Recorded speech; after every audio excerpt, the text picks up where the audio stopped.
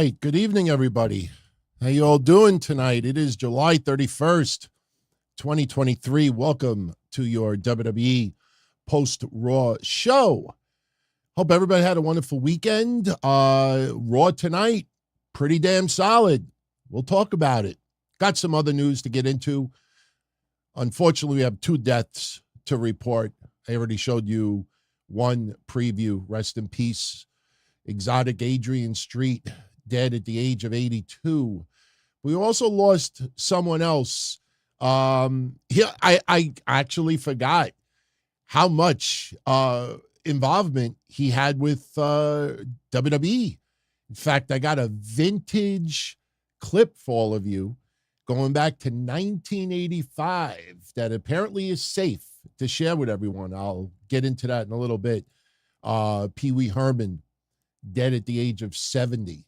Man, you know, it's pretty unbelievable and how fast the years seem to go by.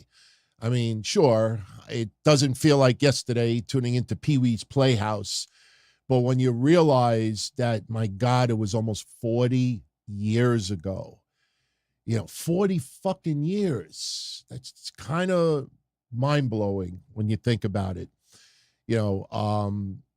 And listen, I try not to stay away from controversy when people pass away, but something that crossed my mind tonight that I wanted to share with you, because you know that I'm very, very blunt on these shows, brutally honest. And I think that when people see that you're confronting something in a respectful way, you don't get greeted with a lot of hate. I mean, if you think about the conversation we had over the weekend, talking about what went down with Taya Valkyrie and Britt Baker in the internet wrestling community, we were talking about, why people use derogatory words towards others, whether it's gender, race, sexual preference. You do it in a respectful way. You usually don't get controversy. It's the way you go about it. Something I saw tonight, maybe I'm just overthinking it, probably, but I thought I would share it with you. We also have to talk about 2 big changes to SummerSlam. And, I could go the clickbait route, which we don't do here, but I choose to go the straight up, tell you like it is, because people are going to stretch this, dramatize it, try to trigger emotions, anger, and I guess we could just talk about it out of turn, but I think it's something that everybody has on their mind right now. What's the deal with Becky Lynch and Trish Stratus not taking place at SummerSlam? I wish I could sit here and tell you that there's just not enough time. I wish I could sit here and bitch and say, oh, what the fuck? How's that match not worthy? You want the truth? This is the reason why the match is off SummerSlam. Trish Stratus legitimately has her nose is pretty fucked up still. And WWE really does not want to water down this match for the sake of her still dealing with this broken nose. And yes, the mask helps. And yes, she could probably work the match just fine without the mask. Honestly, as you see in the picture, I mean, that's not makeup. But how much is her nose going to heal in 2 weeks?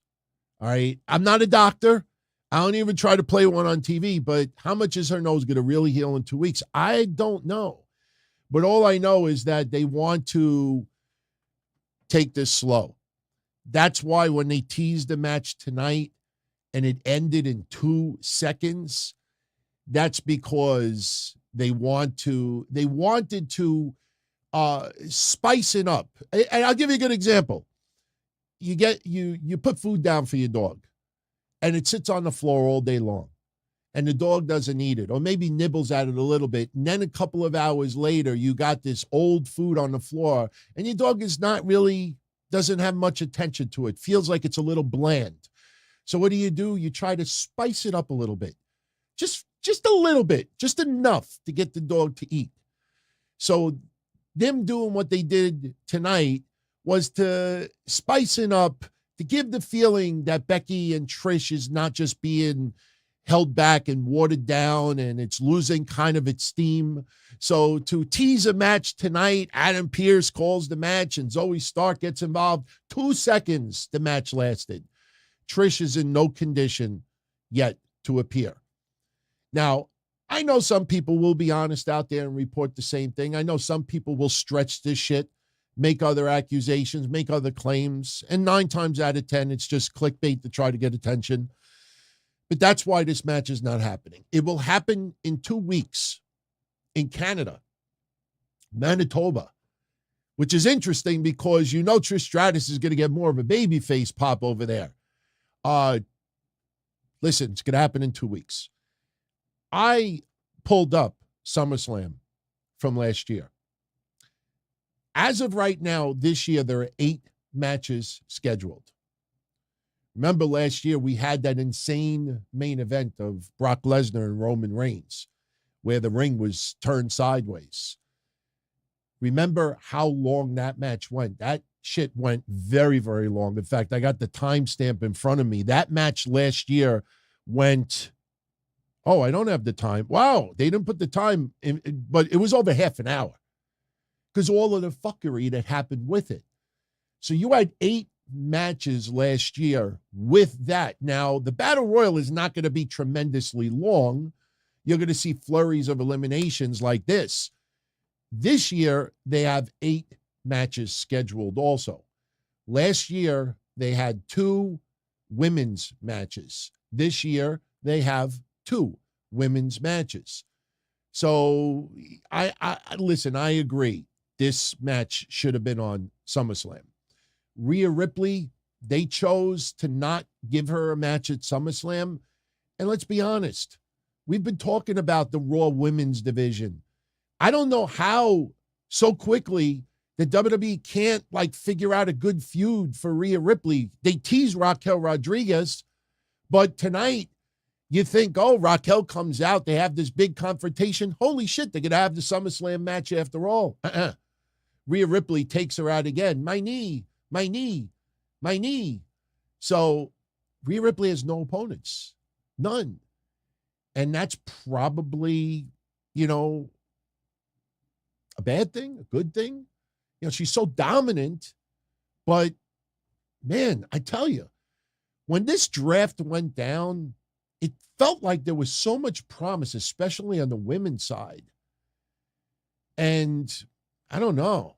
I don't know how you all feel about it, but for me, it's almost like SmackDown is the women's division and Raw is just, Rhea Ripley squashes someone here and there and they just tread along. I don't know. But so we'll get into the card later on. A match that I suddenly can't wait to see. When we found out that Shayna Baszler was going to take on Ronda Rousey at SummerSlam, what was the complaint that you all had, that I had, and the IWC had? A match? A regular match? Plus, the first promo, this is not going to be a match, this is going to be a fight. But they put the graphic up for the last 2 weeks, and it's just a regular match.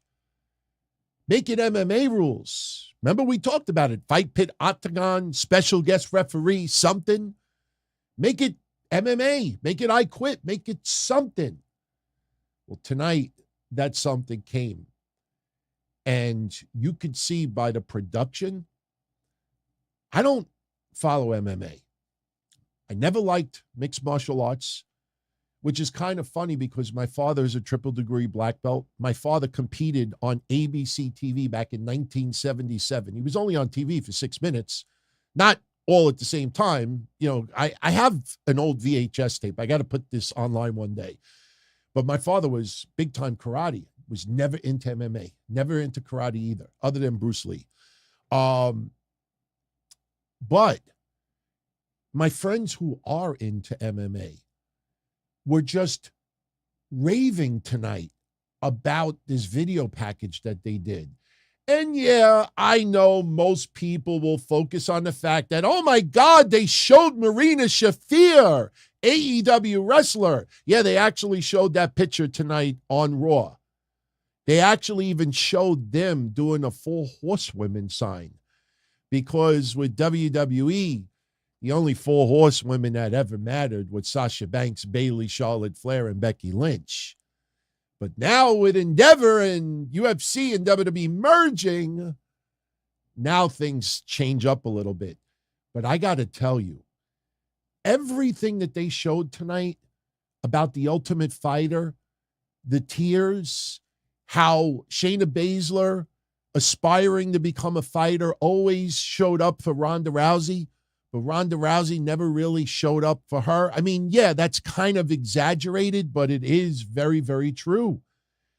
And they showed a lot of their history.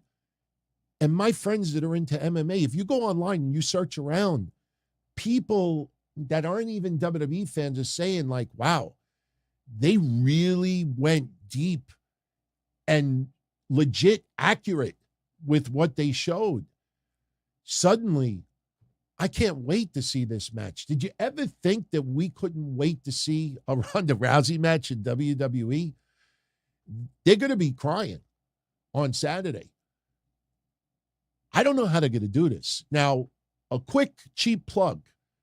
Tomorrow night, it'll be live on Patreon, but it'll be online for everybody between midnight and 1 a.m. Tuesday night. But Kevin and I will be doing a preview and predictions for SummerSlam. And we will definitely dissect this match a little bit, because the big question now you have to ask yourself is, are they going to have a legit, straight-up MMA fight? Because think about it. You know, if they want Shayna Baszler with some momentum, what happens if Ronda Rousey knocks her on her ass? Is this the Dr. Death Steve Williams brawl for it all moment again? I don't think so. I don't think so, because the difference is, even if Ronda Rousey were to knock Shayna Baszler out, you know, there could be a hug after, and then Shayna Baszler could just go off on Ronda Rousey and start nailing her with wrestling moves. And yeah, maybe Ronda won the match, but Shayna wins the war. In MMA, when the match is over, that's it. It's over. Referee calls the bell. It's over. So WWE could definitely improvise after the outcome. It's going to be really interesting to see how this turns up, because if you pay attention, Ronda Rousey is going to be leaving WWE soon. So you kind of feel like, you know what? Shayna Baszler, and we talked about it a couple of weeks ago, you go on her social media, you go on her Twitch, and you hear her talking about pro wrestling. She eats, breathes, shits pro wrestling. She is an MMA fighter as well, but she loves pro wrestling. The bug bit her many, many years ago. So Shayna is going to continue and carry on. And who knows? My gut feeling is that even if Ronda Rousey does leave WWE, it's going to be for a short amount of time. I know Ronda Rousey does not want to return to the octagon for her close friend. That's different. But with the Endeavor UFC WWE merge, this opens up some very interesting possibilities with entertainment in the future. You're telling me that with UFC and WWE as a marriage, that Ronda Rousey is going to not be part of it at all? I find that difficult to believe. She's been on that reality show on TV, and she just finished that. And I'm sure that was probably taped in advance. But Ronda Rousey, I think, will still be part of it. Maybe take a little bit of time off. But suddenly, you know, the last 2 weeks, I can't complain. Even Ronda Rousey with the interview today, can't complain. I don't know what it is. Maybe she just has to base everything on reality. That if she thinks too much and she follows too much of the script, she can't cut it. Because you have seen what we have seen on TV over the last year or so with her. It's like a human sleeping pill. You know, she's just it feels like she doesn't have her. And here's another thing. If you followed and they did 2 videos today. They did one early on, and we found out that it was going to be MMA rules, and I'm like, oh, shit, I'm buying in for this. And then later on, they do another video, and I'm like, wait a minute. We just had 2 seconds of a match with Becky versus Trish. You mean to tell me you're airing a second? I thought it was going to be the same video, but it was a whole part 2 of Ronda versus Shayna. And I asked myself, why did they wait until 5 days before SummerSlam to show that? It was excellent. Excellent. And Michael's saying right now, the best part of Raw. I'm not even a fan of MMA. And I am really intrigued by this. You know, 2 close friends, you know, battling it out. And there is some legit implications down the line. If Shayna is going to remain with WWE and she gets embarrassed, I mean, obviously WWE has a plan, but I can't wait to see that. That is going to be really, really cool. And you know what? I hope that her friends could be there. You know, there's a lot of controversy today over 2 words that Triple H said during the Cody Rhodes Peacock special that is now available. I have not watched it yet, and we'll get into Raw, more of it in a second. But American Nightmare, Becoming Cody Rhodes, is now available on Peacock. It runs about an hour. I have not watched it yet, but I promise you, after this show tonight, I will watch it tonight. I am not waiting. And from what people are telling me so far, it is excellent. And not only that, when you're done watching it, you realize that Cody will finish the story against Roman Reigns. I mean, it doesn't flat out pull it in that direction, but you know, this would be epic fail if Cody doesn't finish the story. And look at the Brock Lesnar stuff today. That crowd went fucking nuts for Cody Rhodes. I'm a little surprised that he has maintained this epic level of reaction. I mean, just really maintained it since WrestleMania. I mean, everything seems to be clicking. And yeah, I still look back and don't want to wait a year for Cody to defeat Roman Reigns. But you know what? Look at what has transpired with the bloodline since WrestleMania. Are we complaining about Kevin Owens and Sami Zayn winning the tag title, Sami Zayn leaving the bloodline, getting a little bit of revenge on Roman, even though Roman still has the championships? Now the Usos are out of the bloodline, and Jey Uso and Roman Reigns are going to tear the house down on Saturday. And then there's going to be a shift with Jimmy Uso. And then you got to start the saga with Solo Sikoa and Roman Reigns. Now, yeah, I don't want just bloodline infighting from now to Mania. We need to shift in a different direction. There's a whole fucking roster out there. So that's the thing. That's the only issue I have with what's going on with Roman's reign, pun intended, right now, is that the bloodline stuff is excellent. We love it. It's killing it in the ratings. But there's a whole roster out there trying to become heavyweight champion. And yes, Seth Rollins has a title also, but to just have this infighting and extension, you know, there's going to come a point where people are just going to get a little bit tired of it. WWE has been really good at not having that happen. But we're in August as of 40 minutes from now. You get September, October, November, December, January, February, March. That's 8 months. Somebody could get pregnant right now and be on the verge of giving birth, and WrestleMania hasn't even happened yet. It's still a long time. And you look at that SmackDown roster, does it feel like anyone is going to be a threat to Roman between now and Mania? No. Is there anybody on Raw that you feel like is a threat to Roman between now and Mania? Even close? No. So something has got to shift. Something's got to shift. So Cody Rhodes, American Nightmare, and we'll get back to the Triple H comment that pissed off the net. But for those that are interested, this Thursday, Cody Rhodes will be on the Today Show. He will be plugging the documentary that is airing on Peacock. And also, they will be plugging SummerSlam. So if you want to go watch that, that is Thursday. That's going to be happening. But the big controversy coming out of this, and I'm not going to spend much time on it. I'll get into it a little bit more on Wednesday, but I'll say this. In the American Nightmare documentary, there is footage from Being the Elite, BTE on YouTube. The Young Bucks allowed some footage to be used. And, they worked out a deal, and it was cool. And from what people are telling me, that they really did not hold back. And Cody Rhodes doesn't elaborate, but he says that he left AEW for a personal reason. Now, will we ever find out what that is? Maybe when Cody writes a book. We don't know if there's NDAs involved. Got to keep that in mind.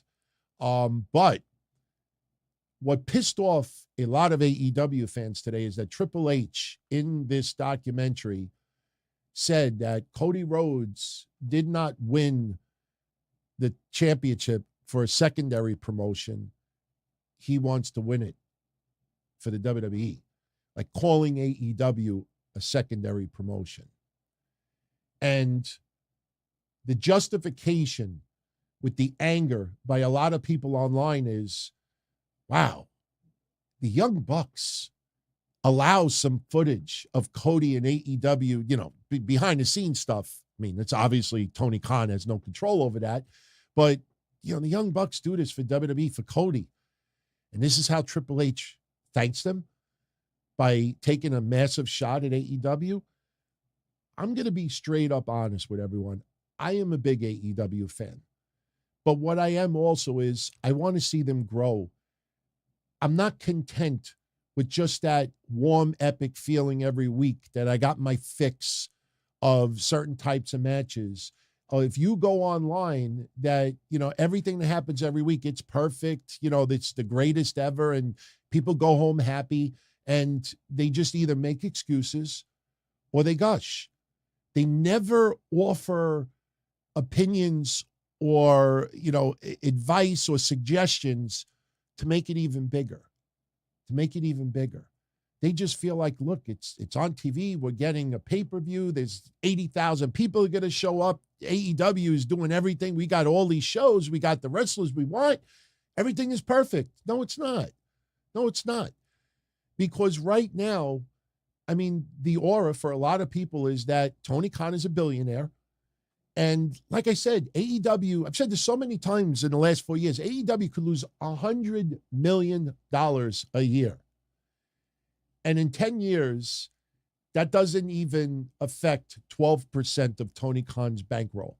And Tony Khan has so many outside ventures that even if he's losing $100 million in AEW, he's making tens of millions in other ventures. So it's like, if I'm spending money on a hobby, I'm not comparing it to podcasting, but for 17, 18 years, every penny, every dollar that was spent for podcasts, for the website, for the shows, everything that we did, paid it out of my pocket. Never, ever made any money on it because I loved it. Tony Khan loves wrestling. Tony Khan loves AEW. Tony Khan is putting the money in. It doesn't feel like, that every dollar matters. And AEW is a secondary company. WWE is worth $10 billion, and AEW is not. WWE is getting much bigger ratings, consistently more people in attendance. You see compare the women's divisions. A year, 2 years in for AEW, sure, they got to grow, they got to learn this and that. If you've paid attention to my ratings reports, and this is not shots on AEW, but when you truthfully sit back and you be honest about it, AEW is a secondary promotion. everything from marketing, from exposure. You know, when you see, even when Adrian Street passed away, I saw newspapers in the United Kingdom, newspapers that have been around for 80, 90 years. And the headline, the former WWE wrestler passes away at 82. You know, like when you think of wrestling, people immediately say WWE. Even when TNA was trying to make a dent going to Monday nights, it's not a household name. I mean, WCW, even when WCW was kicking ass for 83 weeks, it was still, the perception is WWF is the top company in town. Yes, that is because of a number of years and everything else, but you look it up and down the line with AEW, you know, now people are like, well, look, they're going to have the biggest. You see what Dave Meltzer is doing, and I don't blame him. He's a big fan of AEW, big supporter. That AEW All In is going to be the biggest ticket-selling wrestling event in history. And that's one night. You look at the overall scope. WWE is number one. If you, as a fan, to you, feel that AEW is your number one promotion, there's nothing wrong with that. In the middle to late 90s, for me, ECW was my favorite promotion. Number one for me. First choice on my list. Does that mean that ECW is number one? No, it was tertiary. You had WWE or WCW, depending on what years you're talking about. And then you had ECW in a long distant third. It's not an insult. Plus, with all due respect, Tony Khan has so much pride in AEW. He always says that he truly believes in his heart that they have the number one product in professional wrestling. It's just that people are so used to watching WWE programming that, you know, you got to get people, you know, slowly to gravitate and shift over. I remember Chris Jericho when they were doing the Monday Night Wars. Chris Jericho made a comment. I haven't watched that in 10 years, but I remember him saying something like, you know, once the fans leave, once the air is out of the balloon, you could have Andre the Giant, you could have anybody you want on WCW TV. Once the fans leave, they ain't coming back. When we talked last week about Impact Wrestling, and I posted that on social media, that Do Worry, Be Crappy song that I made 9 years ago, I posted a screenshot of a TNA event where they booked it in a 6,000-seat stadium and they drew 67. And you look at the card that night, that card was not a bad card. They only drew 67. It was a beautiful day. It was in Tennessee. It's not like they were in the boondocks. So the thing is, AEW is the secondary company. There's no controversy there. Tony Khan, in his view, AEW is number one. Does that mean that Tony Khan is taking a shot at WWE? No. So people today are extremely livid at Triple H. And they're like, oh, if I was the Young Bucks, I would have told Triple H, go fuck yourself. Not air the footage. Let me double down on this. Everything about that documentary, Cody Rhodes signed off on. If Cody Rhodes had that much of a problem about Triple H calling AEW a secondary promotion, of course, Triple H is the boss. But I guarantee you that if Cody went to Triple H and said, listen, you know, I don't want to, like, I don't think we should, you know, I don't think that's fair, or I don't think we should put that in there. You think Triple H is going to be like, fuck you, now you're not going to win the belt until WrestleMania 44. No. There was a lot of compromise here. That remark would not have included. I think fans are getting angry 10 times more than the wrestlers. All right. So I'm going to watch that tonight. But the Triple H stuff, I think, is a little ridiculous. Now, very quickly, we just want to pay quick tribute to Exotic Adrian Street and Pee Wee Herman. I'm going to bring up Pee Wee Herman first. Not because one matters more than the other, but my friends, let's be a little honest here. Exotic Adrian Street is way before most fans' time. You look online today, you would swear that everybody out there watched Adrian Street growing up. Look at their Twitter history, and they never mentioned him before he died. So fans today showing love and respect. And you know what? There is nothing wrong with fans out there who never followed his career. Now you hear about how good he was and how revolutionary he was and how controversial he was at the time and how talented he was, him and his wife. And you hear the stories and you learn a little bit about what he was doing. You think about his school in Florida. You think about Mid-Atlantic. Guess what? You might get some fans like, hey, I want to go check it out. I want to see what this guy was all about. So Exotic Adrian Street, for a lot of people, was way before their time, but very, very beloved. And you know what? I'll throw the little controversial comment out now. I'm just going to throw it out there. It's not a big deal, but I have a feeling some of you out there probably thought the same thing. This is my banner that I posted to pay tribute to Exotic Adrian Street. For anybody out there that ever saw Exotic Adrian Street, whether it's a video, a magazine shot, even when WWE paid tribute to him a few years ago, when that documentary came out, I think in 2019, that is how you remember Exotic Adrian Street. That's how you remember him. WWE today on social media and online posted this graphic. Nice graphic. WWE remembers Exotic Adrian Street. Yes. But people are asking, yes, I use the same one. But tonight on Raw, WWE showed this. Kind of looks like Tommy Rich with a couple of stickers on his face. I'm going to ask the question because I think some of you out there were thinking as well. It was WWE afraid to show Exotic Adrian Street looking like this, even though it's from the 70s in this day and age. So they had to kind of make him look a little bit more masculine. Find a photo where he didn't look so controversial and outrageous. I mean, honestly, soon as I saw that graphic, I'm like, why did they change it up? Why are they? Let's be straight up honest for a second. If I showed 100 people live right now that photo and said, who that? Something tells me that 3/4 of you would not know that that's Exotic Adrian Street. Somebody's good. Verse says it looks like Buddy Landell.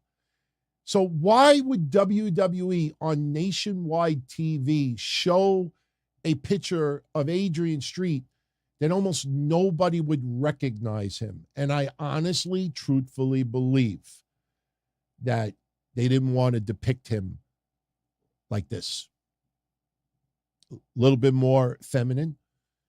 Remember, he did an album once, and I don't want to say the title on this show, but it's the T word. And you look it up. He was a controversial man. But as his wife said, the man outside the pro wrestling ring, totally different than the man that you saw inside the ring.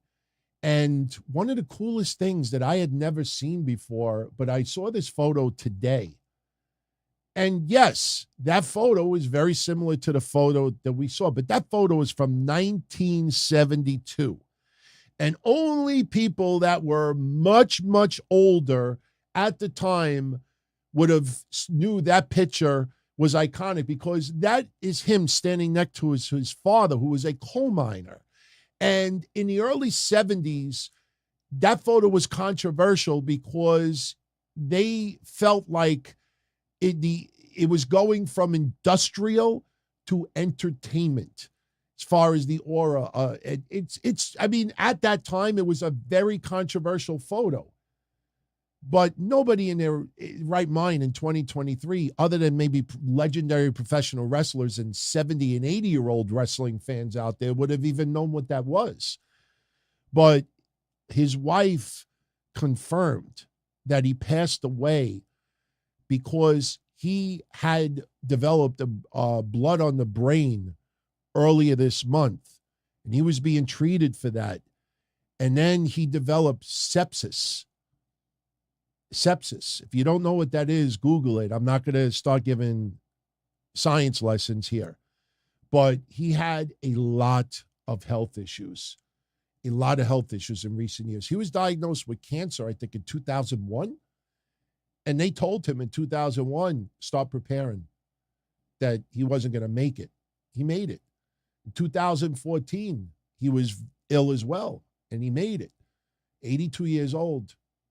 Nice life to live. I hope to live to be 72, you know? So if you don't know much about Adrian Street's career, I will leave you with this. I'll leave you with this.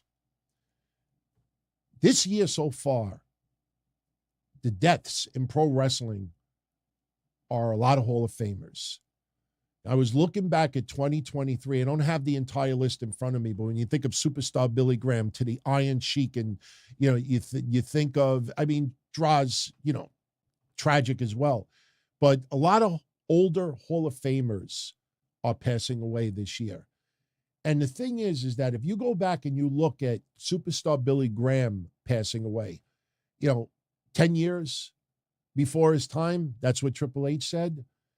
Exotic Adrian Street, if you notice, I haven't seen anybody talking about how far ahead of his time he was at that time. He put the glam in glam rock. He was doing that in the early 70s. Imagine if he was 10 years younger and doing that in the late 70s to early 80s. And yes, he was around wrestling. He wrestled for over 50 years. But if he was 10 years younger, imagine him doing this 10 years younger in the 80s. Very, very ahead of his time. And that was something I didn't see today from a lot of people out there. So rest in peace, Adrian Street. By the way, that was his real name. His wife is going to have him cremated, and they're going to scatter his ashes in somewhere in Wales. I don't remember the name of the town, but they used to go to the countryside, and he was always peaceful there, and they're going to sprinkle his ashes. And I should add this. This is very important. He died a week ago. We only found out today. So Adrian Street, rest in peace. Also, we lost Pee Wee Herman, 70 years old. Now, I'm going to show you a little wrestling clip that you'll get a kick out of. He died of cancer. We don't know what the cancer was. It has not been revealed yet. What we did find out is that he had been battling cancer for 6 years. And recently, Pee Wee Herman wrote an apology that he wanted posted online once he passed. He wanted to apologize to his fans for not telling anyone that he had been battling cancer for the last 6 years. He didn't want anybody upset. He didn't want anybody to worry about him. He died yesterday at the age of 70. Now, today, July 31st, is the 8-year anniversary of the passing of Rowdy Piper. 8 years today, we lost Rowdy Piper. I'm sure a lot of people didn't even notice that today. A lot of people weren't talking about it. Well, I got a little treat for you. First of all, I got to share this. I totally forgot that he was part of WrestleMania 29? Was it WrestleMania 29? I think it might have been WrestleMania 29. I totally forgot that he was on WrestleMania. Not only that, I totally forgot that he was part of Raw in 2010. I totally forgot Pee Wee Herman was on WWE TV. Michael Gonzalez says WrestleMania 27. Thank you. I knew it was in the upper 20s, 27. So I went back and I watched the clips. I saw him with the Big Show, The Miz. It's fun stuff. Even him with Lita was cute. But just because I won't get in any copyright trouble, I want to show you a 3-minute clip that I think you'll get a kick out of. It is 1985. Back in 1985, we had the rock and wrestling connection. Cyndi Lauper, Girls Just Want to Have Fun, Captain Lou Albano, Roddy Piper, Dick Clark, Wendy Richter, WrestleMania 1, the war to settle it all, the war is, everything, the war to end it all. We just celebrated the anniversary last week. Saturday morning, you used to have a block of cartoons. And you might remember Hulk Hogan's wrestling cartoon in the 80s. Well, they had a special that aired Saturday morning in 1985. And it was a Saturday morning wrestling special. I think it was originally supposed to be hosted by Tattoo. Remember? Buzz, the plane. Remember Fantasy Island? Welcome to Fantasy. Tattoo. And Roddy Piper invaded the show, and Roddy Piper became the host. On that show, you had Patti LaBelle, you had Kareem Abdul-Jabbar, you had others. Space Ghost was on it. Who remembers Space Ghost? Coast to Coast. But also on that show was Pee Wee Herman. And this was right at the beginning of Pee Wee's Playhouse. Since Pee Wee Herman passed away yesterday, and today's the anniversary of Roddy Piper passing away, I'm going to show you a little clip from 1985 where they crossed paths. Pretty cool, especially when you remember Roddy Piper. So for those on audio, just give it a listen. It's still just as much fun. You're... What? Oh, what? Aren't your pants just a little short? I mean, let's face facts then. Take a look at yourself. Your hair is all back. You got this silly little bow tie on. You got pants that come up to here. Your socks, yeah. What are you talking about, man? I'm rubber your glue. Whatever you say bounces off me and sticks to you. Oh. Wait till you see the end. You'll get a kick out of it. Mick Foley probably had a smile on his face.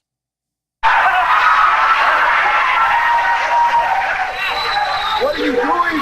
What are you doing? Wait. What are you doing, man? See, I'll show you how you can do fun with nothing, like just a pair of socks. Look. Hello, Rowdy. Hello. Look, you can play puppets like this. Look, here, put this on your hand right here. And you can play. Yeah.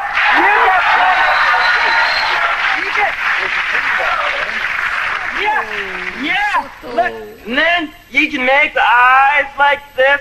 La.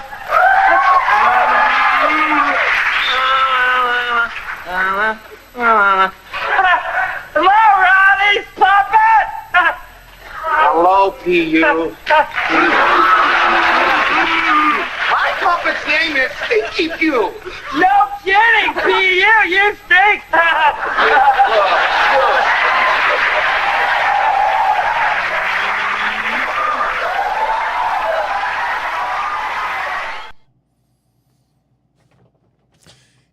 The special is on YouTube, and it's crappy. Lou Albano's on it too. There's I think even Hogan makes a cameo, but it's definitely something that a lot of you have never seen before. I figured I'd share it because Pee Wee Herman passed away, 70 years old. We remember the controversy in the early 2000s with the adult movie theater, but you know what? Looking back on that, he entertained so many kids. Never had any controversy with kids. And I grew up enjoying his Saturday morning show. And, how many of you out there know people, they still use the nickname Pee Wee to this day. And they think of Pee Wee Herman. So 70 years old, rest in peace. Cancer sucks. So just figured I'd share with everybody out there. So, all right. Let's move on.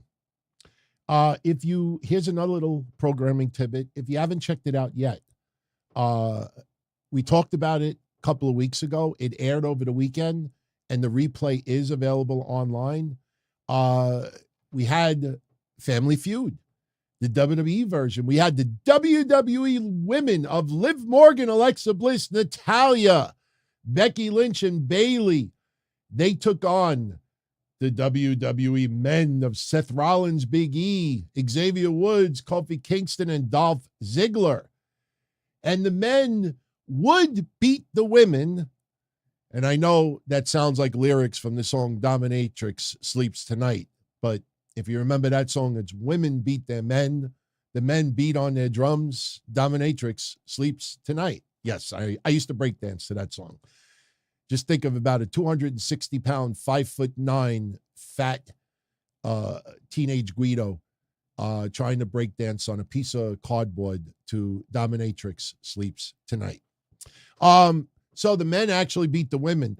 So who did the fast money? Big E and Seth Rollins. Now, I can't play the questions here because we will get in a lot of trouble, but you could see that Big E actually scored 129 points. Seth Rollins, he didn't get a couple of questions right, but did they win the $25,000 for charity? Yes, they did. Seth Rollins actually pulled it through, just skidded by, and they won 25 G's. So I took a couple of screenshots in case you wanted to go check it out. It's a fun episode. Steve Harvey, if you ever watch Family Feud with Steve Harvey, you get that humor. So it was definitely a fun little show if you want to go check that out. One other thing, since we're getting into a couple of news tidbits, Great American Bash. First of all, if you didn't check out my review yet, when I go like this, for those on video, you could click the link that'll pop up or just search my channel. You could check it out. Really enjoyed the show yesterday. 2 kind of crappy finishes to matches. But the reason why I'm bringing it up here is injuries. So far, no serious injuries. Yesterday, there was some people reporting that Tiffany Stratton suffered a concussion. From what I was told today, not true. Tiffany Stratton's okay. She is scheduled to be on NXT tomorrow. NXT, WWE is being extremely tight-lipped as far as who's going to be on the show tomorrow. And as of this recording that I'm doing now, the only thing that's been advertised is, I believe, Valentina Feroz and Yulisa Leon versus Lola Vice and Elektra Lopez. That's the only match that's been announced so far. So, and shout out to everybody who emailed me and said that they tried the Italian bread and the sauce today. Very, very cool, man. I'm sure some of you lied, but if anybody out there that never tried that before, oh my God, you missed a nice Italian delicacy. We paid a little toast, pun intended, yesterday to Tony D and Stacks winning the tag titles. We had a little fuckery today on Raw. I'll let it slide because of what we got as a result. And yes, I'm going a little bit out of place, but we talk about the things on Raw that give us the most attention. I definitely want to bring this up first because I thought it was a pretty big deal. During the show tonight, we had Valhalla taking on Maxine Dupree, and she actually got the win. It was an okay match. Maxine Dupree, maybe a little bit too addictive with the arm drag takedowns. We'll get into the recap in a few moments. It's not where I'm going with this. After the match is over, a few minutes later, Alpha Academy is celebrating in the back. And it appears that Otis and Chad Gable will be in the SummerSlam Battle Royale. So they're happy in the back, and they get confronted by Imperium. Did you notice something tonight about Imperium when they were in the ring? Did you notice someone being ignored during the celebration? Yeah, we'll talk about it. But they get interrupted by Ludwig Kaiser and Gunther, Giovanni Vinci, somewhere lurking in the background. And they're making fun. Gunther calls Otis a freak. And Ludwig Kaiser says that Chad Gable couldn't last 5 minutes against Gunther.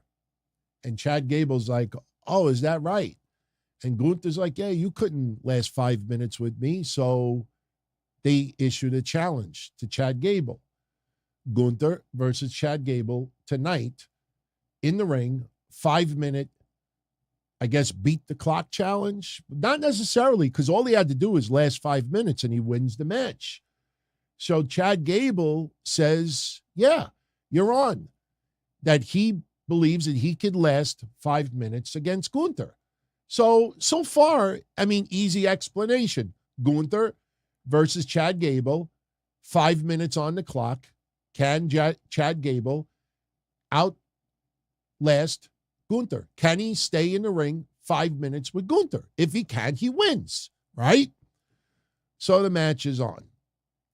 And we get the match, and we got a 5-minute countdown. And I'm going to pull up my notes because I want to get into a couple of details with that. So we get, for the first minute and a half, some nice chain wrestling on both sides. And in the first 2 minutes of the match, now it's only 5 minutes long, but for the first 2 minutes of the match, I found myself saying, man, that sucks. We're only going to get 5 minutes maximum with Gunther versus Chad Gable, because you know that Gunther is not going to lose. He's going to beat Chad Gable in 5 minutes, right? So they're fighting. 2 minutes in, Gunther starts taking control. So Gunther, little cocky, taking his time, looking at the Titantron at the countdown, still taking his time, beating down Chad Gable. Crowd starts chanting, "Let's go Gable." Now the clock is down to 90 seconds. And you couldn't miss the clock if you're looking at the Titantron. There's an example of it. So we're down to 90 seconds. Gunther nails Chad Gable with a vicious, vicious chop with 80 seconds left on the clock. Gunther attempts a powerbomb with 65 seconds left on the clock. Chad Gable gets brief upper hand and tries to lock the ankle lock on Gunther, but Gunther breaks out. And with 45 seconds left on the clock, Gunther locks in a sleeper hold. So we're at 45 seconds, and even Corey Graves says nobody could last 45 seconds with a sleeper hold. So Chad Gable's trying to battle it out. We get to 13 seconds. And Gunther sees the clock, and he's like, fuck the sleeper hold. Let me just powerbomb Chad Gable once or twice and pin him. So we're down to 13 seconds. Next thing you know, Chad Gable tosses Gunther over the ropes. Gunther goes to the floor, and the clock counts to 0. Now, I'm watching this, and I'm saying to myself, hold on. You mean to tell me Gunther just lost? I know there's no title on the line, but Gunther just lost his first match, singles match on the main roster. And Corey Graves, is like downplaying it a little bit. And I got to do this in 3 parts so we don't get hit with copyrights. I mean, I'm still new to that. Sometimes, I still have to tweak something after the show is over. But I'm watching this, and I hear this. Ladies and gentlemen, the time limit on the clock has expired. Therefore, all right. The winner, Chad Gable. And the crowd is going nuts. In fact, your winner is Chad Gable. That's a technical. Technicality, because this is a 5-minute challenge. Gunther didn't get pinned, but that was the match. If Chad Gable could withstand 5 minutes with Gunther, he wins. Period. So, as any heel would do, Gunther gets on the mic, says this. Add more time to the clock. It's not over. Add more time to the clock. But match is final, right? That this match will continue right now. The match is going to... Bafangul, seriously. Now, for me as a wrestling fan, I wanted the match to restart because Gunther versus Chad Gable was awesome. It was a fun fight tonight. Chad Gable got a lot more offense than you would have expected. But come on, man. Seriously, that's not even a dusty finish. I don't even think AEW would do something like that. Because the heel says, it's not over. Add more time. Restart the match. And WWE's like, okay. You know, it kind of reminded me on a much smaller scale. Remember the night Chris Jericho and Triple H with Errol Hebner? Blah, blah, blah. It never happened. It never happened. It was kind of goofy. So they restart the match, and we get a banger. I mean, I'm not complaining about the match. They were great, but in the end, Gunther, powerbomb, win. So, yeah, you don't want it to be a regular match. Austin and others in the chat, I agree with you, but you can't have it a regular match. You don't want Chad Gable pinning Gunther, especially not right before SummerSlam. Drew McIntyre could not be there today because Drew McIntyre is wrapping up filming a movie. For those that don't know, I actually wrote the name of the movie down. It actually stars Batista. Who else does it star? Where is it? Oh, yeah. It's called The Killer's Game. And it stars Batista. He plays a hitman in the movie. Also in the movie is, I think, Ice Cube. Drew McIntyre's in the movie as well. And they're wrapping up filming. Ben Kingsley is another name that I see over here. So he could not appear today. But wouldn't that have been much better if maybe Drew McIntyre came out there and distracted Gunther? And that's what caused Gunther for the time to expire. Instead, I mean, this was great for Chad Gable. But does anybody really feel like Chad Gable is going to get any momentum from this? I don't think so. So it was kind of a little dickish tonight.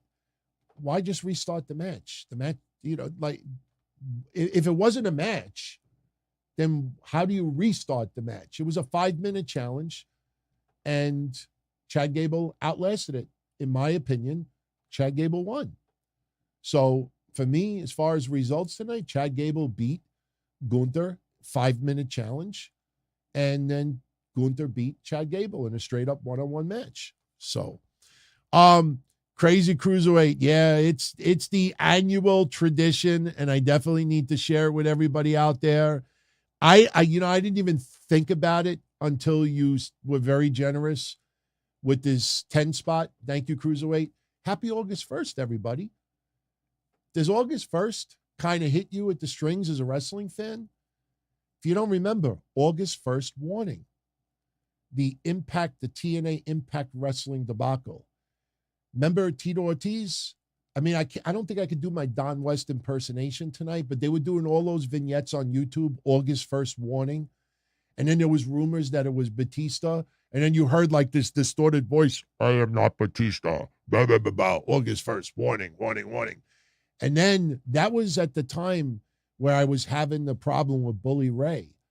And I remember Tito Ortiz came out, and you hear Don West going, Tito Ortiz, Tito Ortiz, look, Tito Ortiz. And the crowd, there was no reaction. You heard the entrance theme. The entrance theme sounded like CD quality. There was no fans reacting in the background. And I'll never forget it.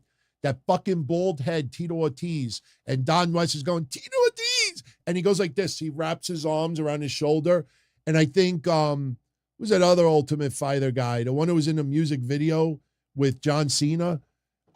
He was in the ring. I think Kurt Angle, the main event mafia, and they're acting all scared and everything. And Tito Ortiz has got this smirk on my face. I'm like, this sucks. Quentin Jackson, was that his name? Rampage Jackson. I remembered. So, Mr. Cruiserweight, happy August 1st warning to you. Everyone out there, happy August 1st warning as well. Sam is asking, what's with the ads? I don't have any control when YouTube puts ads during the live stream.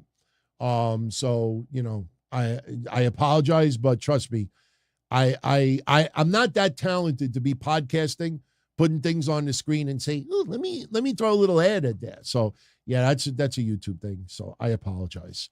So, you know, all right. But thank you, Cruiserweight, again for the 10 spot. Much love. Shout out to Theme Parks and Things with Johnny, celebrating 20 months as a member of the family. DT, haven't been able to catch the shows, been working. Hey, don't apologize. You're working. That's good, man. Make the money, man. Make the money. And I hope everything is well with you, too. Much love. King Mo. No. King Mo. All right. Let's, do I have any other news tidbits for you? We're going to do ratings in a little bit and some good news for Impact Wrestling. And yeah, I'm going to give you the breakdown. Dana Brooke equals ratings. Dana Brooke has a little bragging rights. She actually was the highest rated segment on NXT last week.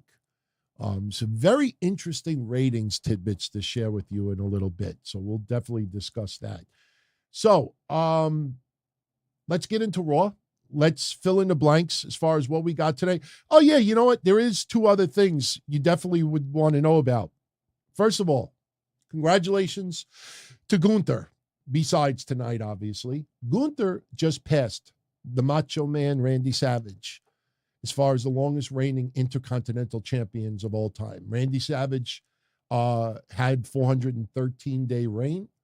Gunther just passed it. So Gunther's now ranked third of all time with that championship. I don't mean to burst anybody's bubble. And if I was betting my life on SummerSlam, I would bet on Gunther to beat Drew McIntyre. I'm sure there's going to be fuckery involved, but the reason why I don't think Drew has any shot at SummerSlam is because of this. Gunther right now is the third longest reigning Intercontinental Champion of all time. Gunther has been so on top of his game and at an elite level that some people, a lot of fans out there, think that Gunther is the number one most talented wrestler on that roster. Gunther could fight God, who fought Vince. He could fight himself and probably put on a banger of a match. Gunther is just at the top of his game, up and down, and people see it. You reward that with history, because next on the list is Pedro Morales at 424 days. That is just 10 days from now, because I think it was 414 as of yesterday. So Gunther becomes number 2 on that list in about 10 days. Once he reaches 425 and passes Pedro Morales, the only person left is the Honky Tonk Man. And the Honky Tonk Man's reign is not too much longer than that, 453 days. So the magic day for Gunther to become the longest reigning Intercontinental Champion of all time is September 7th. And looking at my calendar, that will be on a Thursday. So you could guarantee yourself that on Monday, September 4th, you best damn believe that WWE is going to put a crazy-ass match on Raw for Gunther. Because on Monday, August 4th, if Gunther wins that match, he coasts to the all-time record, because by the following Monday, September 11th, September 11th, he will be the longest reigning Intercontinental Champion of all time. Gunther is beating it. When you hear, you got to pay close attention to the announcers, all the commentators. When they talk about, the most dominant Intercontinental Champion of, this century, they are hyping that motherfucker up to be larger than life. If you listen closely, that's how they label him right now, the most dominating Intercontinental Champion of this century. That sounds big. That also goes to show you that, kind of crazy to think about it, that from the late 80s to now, WWE couldn't have anybody have a run that could have gone a year and a half.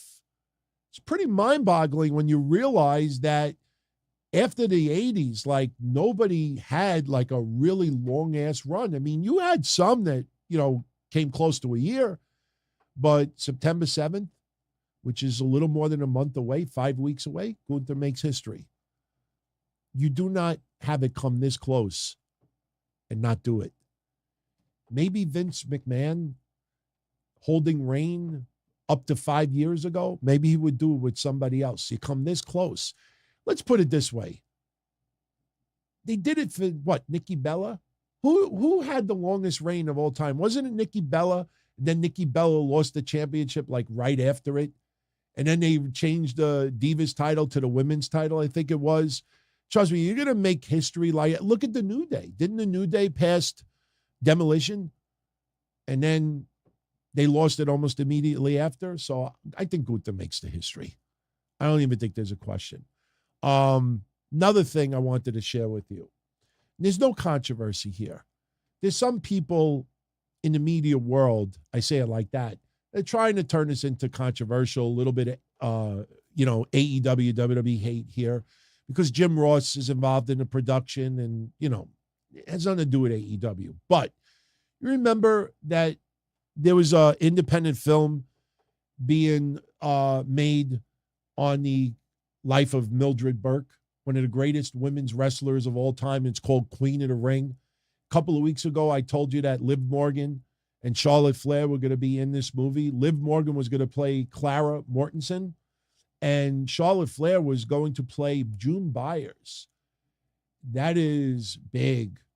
June Byers, legit. Look up wrestling from the 50s. June Byers is near the top. So Charlotte was going to play June Byers and Liv Morgan was going to play Clara Mortensen. We just learned a couple of days ago that Charlotte and Liv Morgan are off the film. In their place, Toni Storm will be taking the role of Clara Mortensen that Liv Morgan was going to play. So Toni Storm replaces Liv Morgan, and NWA Women's Champion Kamille is going to play June Byers. I'll be honest with you. Kamille is such a physical specimen. It's going to be interesting to see her playing June Byers. I mean, they're going to do her hair up 50 style, so she'll ace it. Toni Storm, it's going to be interesting too because of the accent and everything else, but they are replacing Charlotte and Liv Morgan. Now, for people that are going to ask me, DT, why are they off the show? Two reasons. Number one, Liv Morgan is injured. She re-aggravated her shoulder. So Liv Morgan, WWE does not want to take any chances with, plus she is injured. So Liv Morgan cannot do it. Charlotte Flair is very, very inundated with the WWE schedule right now. And Charlotte Flair is a pretty important part of the SmackDown women's roster, so she was pulled from it as well. There's no controversy behind it. They weren't trying to fuck anybody over, but both of them are off that movie. There was one other thing I wanted to tell you about it, and it's escaping me. Oh, I know what I was going to say. The movie is still being filmed, even though there's a Writers Guild strike, because it's an independent film. So even though there's a strike right now, they're still doing the movie. So if the strike would have affected the filming, then there was a chance that maybe Liv Morgan and Charlotte would have still been a part of it because filming would have been on hold. But apparently filming is going on as we speak. So that's why, another reason why they're off. They're filming, not right now, it's late. It's after midnight. But I mean like August, July, they're filming right now. So figured I'd give you that news, because I know some of you were very, very curious about that film. So let's talk briefly about Raw tonight. Logan Paul opens up the show, and he welcomes Houston, Texas to Monday Night Raw. He doesn't want to talk too long. He doesn't want to talk to brain-dead people, so he's here for Ricochet. And the crowd started. We had a lot of what chants tonight. Logan Paul, Brock Lesnar especially, they were having a good time with it. They were going along with it. Logan Paul is getting hit with the what's. And he said last week he was sneak attacked and abused. What? Says he will destroy Ricochet. What? And have the most viral moment in WWE history. And Ricochet's music immediately hits. Ricochet massively over with the crowd tonight. And this was a fun segment. Ricochet, a little cute with words. Last week I was in your live stream. This week I'm in your head. Ricochet says, you could fool your followers online, but you're not going to fool Houston, Texas, and the WWE universe. Ricochet getting pops. He says that he agrees that Saturday will be a box office smash. It will be viral between him and Logan Paul. And he says he doesn't like Logan Paul and he doesn't like anything about him, but he respects that Logan Paul is an athlete. And Logan Paul, you feel like he's appreciative of what Ricochet said. Crowd don't want it. Logan Paul's like, Ricochet, that means a lot to me, man. I appreciate that. The crowd is like, the fuck out of here with that shit. So Logan Paul says he respects Ricochet, and he says that Ricochet is one of the greatest to ever do it until Logan Paul showed up. So now Logan Paul is being a little bit of a dick. They show the viral footage from the Royal Rumble where Logan Paul and Ricochet jumping on both sides of the ring, clotheslining each other. And then Logan Paul offers a fist bump to Ricochet. Ricochet gives him the fist bump. And then Logan Paul turns around and looks at Samantha Irvin, who is the fiance of Ricochet, and they name drop it on TV. Logan Paul says, that's your fiance over there, right? Samantha Irvin? And Logan Paul's looking at her. He's waving, and he says that, how are you going to feel at SummerSlam when your fiance announces me, Logan Paul, as the winner? Then he turns around and he waves to Samantha Irvin again, and Ricochet is not having it. Takes him out, nails some offense, but Ricochet, unfortunately, tries to do a top rope move and immediately eats a right hand, knocking his ass out. So Logan Paul clicks the live stream. He's live streaming a little bit, celebrating, and that was your opening segment tonight. Good segment. Good segment. And as of right now, as I talked about the other day, Ricochet and Logan Paul will either be match 1 or match 2, because Logan Paul wants to walk the aisle for his brother, as Jake Paul's going to be taking on Nate Diaz that night. So that will be an early match on the card. Me personally, I probably would rather have it on first. I think that just starts everything off big time. Imperium, with an interview in the back, Gunther predicts victory against Drew McIntyre on Saturday. And as I said earlier, Drew McIntyre is not there tonight. And tonight on Raw, Ludwig Kaiser gets an opportunity to redeem himself. Because remember, last week, Ludwig Kaiser lost to Drew McIntyre. So we get an impromptu match, and it is Matt Riddle against Ludwig Kaiser. And we've seen a lot of Matt Riddle and Imperium in the recent weeks, more than a month. Tonight was no different. A fun back-and-forth match. We start getting some vibes towards the latter part of the match that maybe Matt Riddle is going to take this. Big-time powerbomb and a knee to Ludwig Kaiser. And then we get a brief back-and-forth exchange between the two guys. A lot of knees, a lot of punches, a lot of chops. Matt Riddle goes for the moonsault, but Ludwig Kaiser gets out of dodge. So Matt attempts the moonsault, but no water in the pool. He goes splat in the ring. Now at this point, I'm saying to myself, shit, here's where Imperium maybe hits the ring, DQ finish. Drew McIntyre is not there to save Matt Riddle. But no, we get a clean finish. Riddle misses the moonsault. Kaiser hits the DDT and pins Matt Riddle once again. 1, 2, 3. If you go back and you watch it, when Ludwig Kaiser wins, he's in the ring with Giovanni Vinci and Gunther. Gunther, very, very satisfied with what he saw, shakes the hand of Ludwig Kaiser. And if you watch closely, Ludwig Kaiser and Gunther ignoring. Giovanni Vinci. Giovanni Vinci, almost as if he is not there. You kind of feel bad for him, as we said over the weekend. I mean, these guys are human beings. You think to yourself, if you're Giovanni Vinci, and you know that your days in Imperium are likely numbered, you go out there and you say to yourself, wow, this sucks. This sucks. I'm going to be out of this group soon. What am I going to do? Am I going to pretend I'm Spanish and join the LWO? Like, how does Giovanni Vinci, survive as a singles guy? And I'm just being honest here. I have nothing against the guy. Nothing at all. But it must suck to be in the ring and say to yourself, man, if I get booted from this group, WWE Creative, what the fuck am I going to do? So I kind of feel bad for him.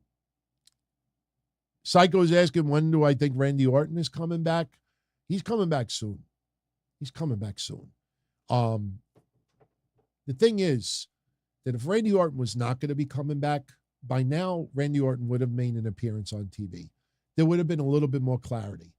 The fact that they are keeping silent publicly about Randy Orton as far as television goes, Randy Orton will be back.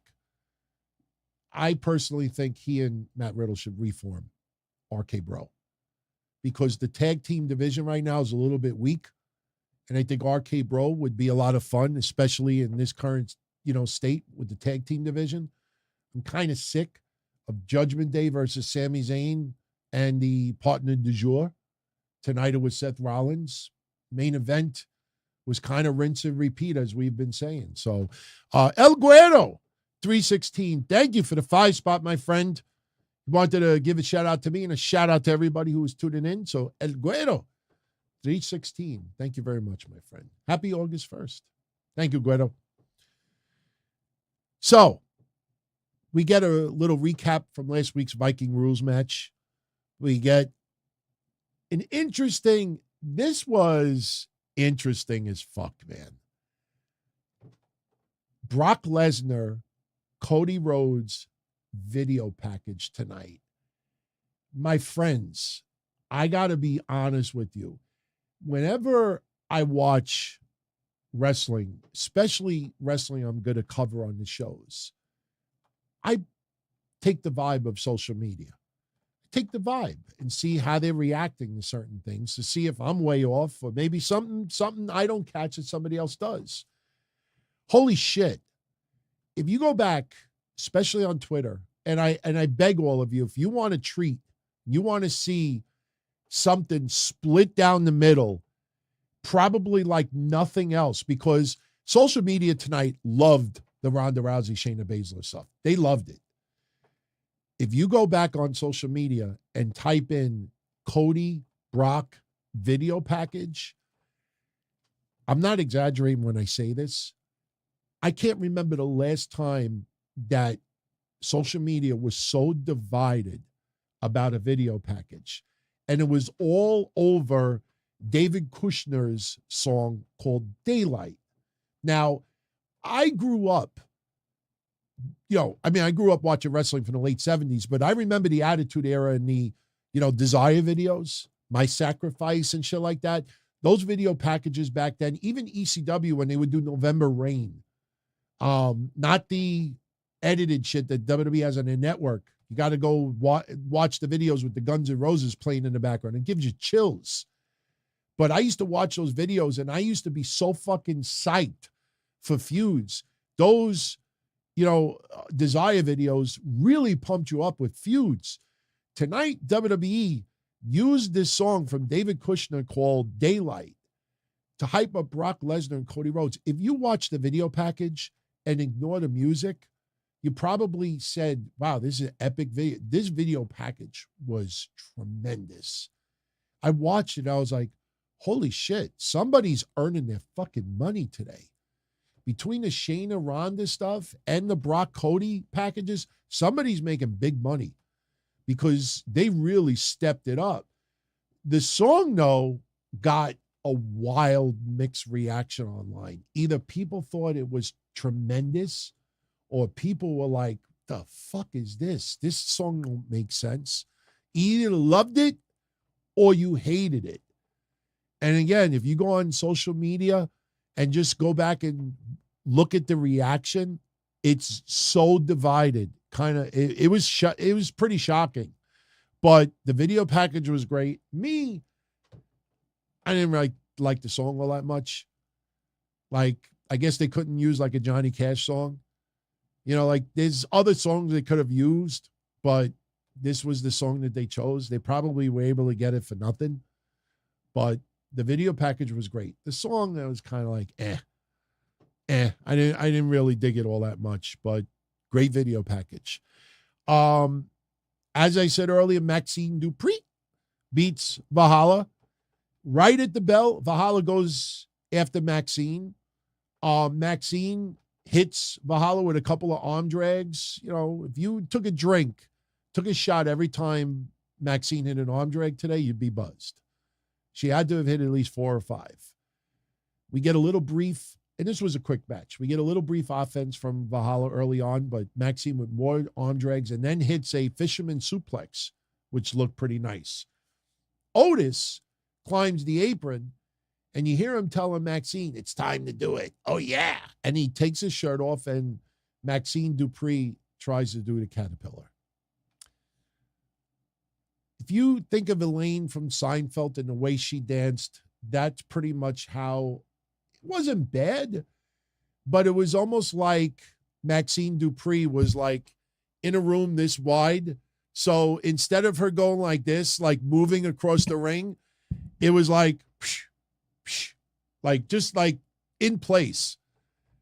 She did it, but she did somewhat of the caterpillar. She climbs the top rope, points to the sky, and I was like, wow, kind of like give me flashbacks of Sabu the way she did it. But she points to the sky, and she splashes Valhalla.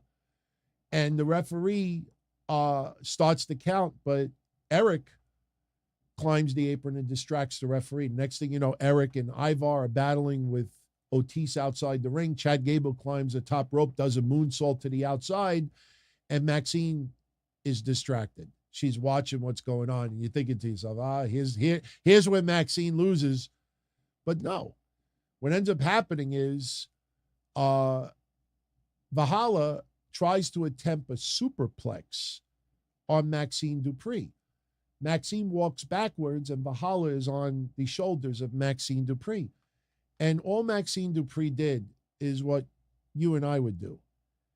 And if anybody remembers the growing up Don Tony story I told many times in the past, where a guy was bullying me. And listen, I was just as much of an asshole when I was a kid. But you remember we walked to Juniper Park after he unplugged my video game. I was playing Jungle Hunt, and he unplugged the game. And next thing you know, I call you out. I accept. That's how you fought when you were teenagers in the 80s. Somebody would say, I call you out. And then you would say, I accept. And that's it. The fight is on. And he put me in a headlock. And all I did was pick him up and fall backwards. And he fell backwards, and he lost. He got the wind knocked out of him. And he's laying on the floor, and he sounded like Sergeant Hulka from Stripes. He's like, ah, ah. So Maxine Dupree did what any of us would have done. She just falls backwards, and she pins Valhalla. So they're celebrating. They get the win. And crowd was behind it. You know, crowd enjoyed it. It went, short, but it did what it needed to do. We get a little recap from last week with Seth Rollins, Finn Balor, and Judgment Day. Little congratulations to John Cena. Right now, he has the #1 movie in the United States and the #1 movie worldwide. It's called Hidden Strike with Jackie Chan. You can check it right now on Netflix. I, though, will not. Shinsuke Nakamura is in the back. You're forcing the fans to decide. Are they going to be more behind Shinsuke, or are they going to be behind more for Tommaso Ciampa? Shinsuke Nakamura is backstage, gets a nice little crowd pop. Tommaso Ciampa shows up. Mixed reaction. Fans were more behind Shinsuke Nakamura. So Ciampa says that the problem that they have, he's going to fix it tonight, because we realize they're going to have a match. And if you're thinking what I'm thinking, I'm like, okay, when does Bronson Reed show up and fuck the match up? So Ciampa says that he needs to start building some momentum. And he's in the Battle Royal Saturday, as is Nakamura. Ciampa predicts victory. Nakamura predicts victory. Problem solved. And we're going to have a match a little bit later on. We get rinse and repeat. Judgment Day. They hit the ring. Damian Priest talking a little Spanish. All rise for the Judgment Day. Rhea Ripley, she gets on the mic. Rinse and repeat. Let's face it, guys. Raw doesn't start until we say it does. We run Monday Night Raw, and the crowd is chanting a little bit for Mommy. Rhea talks about how they've dominated Raw. Damian Priest gives a few examples. Kevin Owens, we took him out. Sami Zayn, we left him leaving. Seth Rollins, we gave him an epic beatdown last week. And let's not forget what Mommy did with Liv Morgan last week. And if Seth and Sami show up tonight, Dom and I will make sure they will not leave the ring whole. Because in case you are under a rock, this was the main event tonight. Rinse and repeat. Sami Zayn and the partner du jour versus the Judgment Day. So, Seth Rollins is the topic of Finn Balor's rant tonight because it's now Finn Balor's time to talk. And he talks about insanity and says that Seth Rollins thinks insanity is wearing stupid clothes and acting like a clown. Insanity is waking up for the last 7 years and the scars that Seth Rollins created and what Seth Rollins has ruined for Finn Balor. But at SummerSlam, Finn Balor says he cannot erase those scars, but he could create new scars for Seth Rollins. Seth Rollins will remember the day that Finn Balor beat him for the World Heavyweight Championship. Benjamin, the DIY reunion will be happening soon. WWE does not hotshot things in 2-3 weeks. They milk stuff. So right now, maybe we'll get a tease on Saturday. If Gargano's in that Battle Royal, maybe we'll see a little DIY teaming, and maybe we'll get that live crowd going, DIY. Hopefully Gargano's in it. So Dominic gets the microphone, and you know what happens. Crowd drowns him out. Some "you suck" chants. Dominic says that he will bring back pride to the Mysterio name. I wonder if Dominic Mysterio is going to be in this Battle Royal. But Rhea Ripley gets back on the mic, says anybody that tries to go after Judgment Day, they will suffer the same consequences that happened to Raquel Rodriguez, Kevin Owens.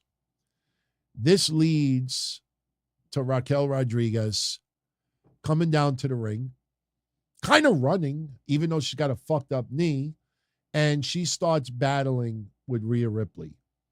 And we're watching this, and the commentators are playing off that Raquel Rodriguez is still not cleared to wrestle. So they're brawling a little bit. Dominic distracts Raquel just for a second, and this allows Rhea Ripley to get the upper hand. Rhea Ripley attacks the knee of Raquel Rodriguez. And once again, Raquel Rodriguez screaming, writhing in pain. The Judgment Day is happy, and we realize no match for Rhea Ripley at SummerSlam. Here we start getting the video packages for Ronda Rousey, Shayna Baszler. And basically what this story comes down to is that Shayna Baszler was always there for Ronda, but when it mattered most for Shayna, Ronda wasn't there. And there was some legit emotional tears. These two obviously care about each other. Yes, they are still close friends. Let's remember that. But that's pretty much where this goes. And again, I trust those who follow MMA and have followed Shayna Baszler much closer, especially going back to the days of that TV show, The Ultimate Fighter, which I do remember the show. I'd never watched it, but I do remember it airing.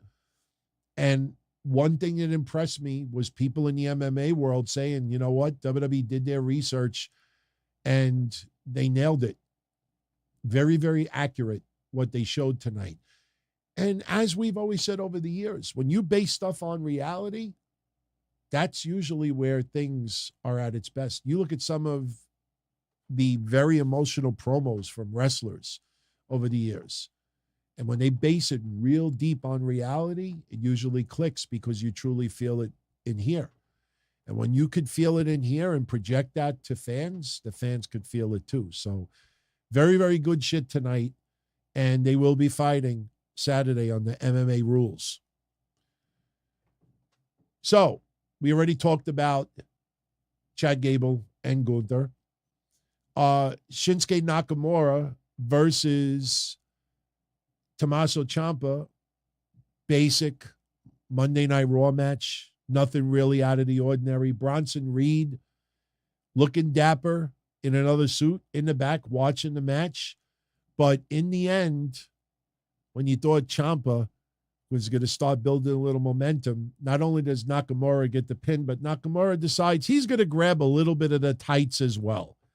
So Shinsuke Nakamura gets the win. Brock Lesnar, Cody Rhodes, face-to-face. And this was fun.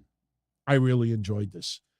Brock Lesnar comes down to the ring, and he introduces himself. He mentions a couple of his accolades. I am a former NCAA champion. What? I am a world heavyweight champion. What? And he's having fun with it as well. And he gets right to the point. He says, Saturday, I get paid to kick Cody Rhodes' ass. Saturday, Cody Rhodes gets paid to get his ass kicked by Brock Lesnar. And he says he's already been in that ring a little too long. And Brock wants to show a little respect for Cody Rhodes. He wants Cody to come out there and shake his hand. And I'll see you at SummerSlam. If you don't come out here, I will still see you Saturday at SummerSlam. Brock gives Cody Rhodes 5 seconds to get out there. Goes 5, 4, Cody Rhodes' music hits. Insane pop from the crowd. Cody Rhodes gets in the ring, looks at Brock Lesnar, and we get the handshake.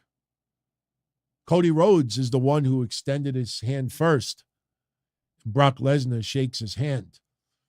Brock Lesnar takes his cowboy hat off first, maybe to insinuate that a little fighting will be going on, but no, Cody shakes Brock's hand. Then we had an interesting moment with this exchange. As they're shaking each other's hand, Cody Rhodes whispers something in Brock Lesnar's ear. We don't know what that was. Maybe in social media and storyline, Cody will reveal it for us. But whatever Cody whispered in Brock Lesnar's ear, Brock Lesnar was startled. Now, I can't do an impersonation of Brock Lesnar, but basically what I could say is whatever Cody was whispering, Brock did something like this. Like he was startled. And he started leaving the ring. And as Brock started walking down the rampway, Cody Rhodes dives through the ropes, dives on top of Brock Lesnar. We start getting a brawl.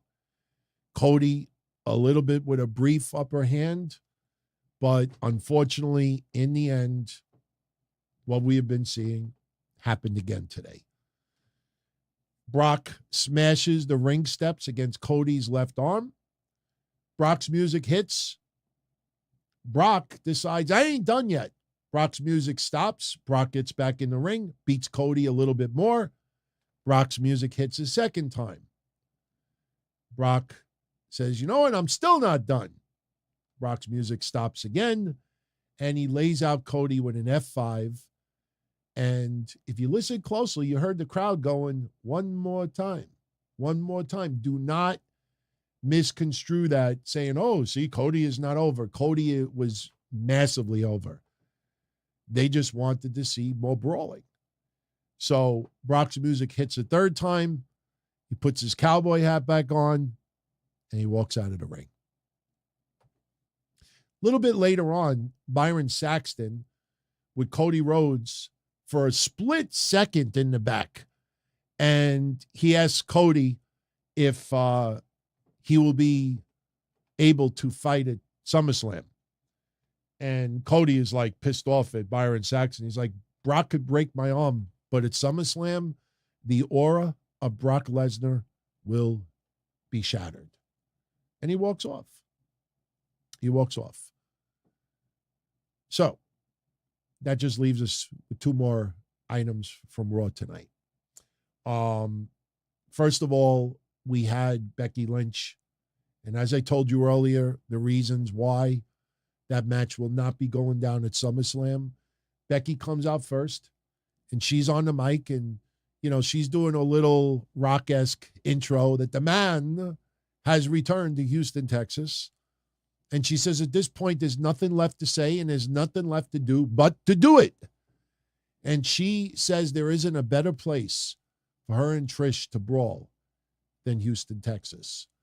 So Becky Lynch orders Trish to come out. So Trish Stratus comes out, and Trish Stratus gets on the mic, and she says that she would do the match right then and there, but no one tells Trish when and where to fight. And Becky is disappointed. The crowd is disappointed. And Trish, with the line of the night, people got a kick out of it online. I saw it. But Trish says to Becky, don't worry, I'm still giving you your match. You know, I'm going to still fight you. I'm not a cheater. Not like the Houston Astros. If you're a baseball fan, you know that that is a very raw topic to talk about in Houston, Texas. So the crowd is ripping on Trish, and Trish is having fun with it. She's like, look, I'm just spitting truths. She says, I'm just spitting truths. You know, I'm not saying anything people don't know. So Adam Pearce comes out, and here's where it gets kind of dopey. Adam Pearce says, you know what? I can't think of a better place for the match to happen, and let's get a ref out here, and we're going to start the match right now. And Trish is like, I'm not even warmed up. And Adam Pearce orders the match right now. Now, we're all confused at this point. We're saying to ourselves, like, wait a minute. You know, this happened in SummerSlam. Why is the match happening tonight? The bell rings, and literally, I think it was 2 seconds. As soon as the bell rung, here comes Zoe Stark. And Zoe Stark attacks Becky Lynch for the disqualification. So there's no match. Becky starts brawling with Zoe Stark. Trish Stratus, who is wearing the mask, is getting into it a little bit. They had a little bit of a gnarly landing outside the ring, Becky and Trish, and then the mask pops off, and they're brawling a little bit, and it looks like that Trish inadvertently got hit in the nose again. Nero Faye with the 6 spot. I keep forgetting what the currency is in Israel, but thank you very much. It says crepe lock on me. Believe it or not, somebody sent me a week ago a keto recipe to make some crepe lock. And I'm going to try it. And somebody also is supposed to send me a recipe to make rugula with like monk fruit sweetener instead of like sugar because I'm on keto. So there's apparently a cookbook out there that has some good shit. But thank you, Nir. Appreciate it. I hope you're doing well. Hope everything is better in Israel. You know, I see the news from afar and appreciate your support. Thank you, dear. By the way, I don't know if you know, but we might be bringing back watch parties. So just to go to the community section on YouTube. I have a little vote poll going on right now. Very interesting responses so far. So the match doesn't happen. Trish and Zoe Stark are retreating, and I'm looking at Trish's nose closely, and we opened up the show talking about it, but I was like, holy shit, her nose is pretty fucked up. And I want to see like a side view of it, but they go to the back, and then they bump into Adam Pearce, and I was like, oh, okay, now I could get a good, better look of it. And Adam Pearce is pissed off because of Zoe Stark interfering right away.